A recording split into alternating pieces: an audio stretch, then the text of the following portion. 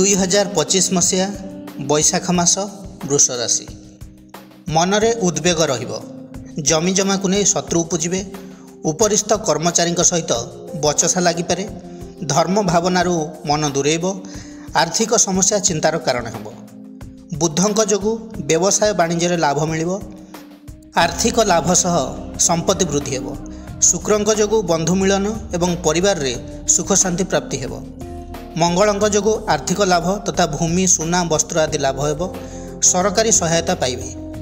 महिला माने धर्मपरायणा हेबे। छात्र छात्री माने विद्यार मनोनिवेश करिवे।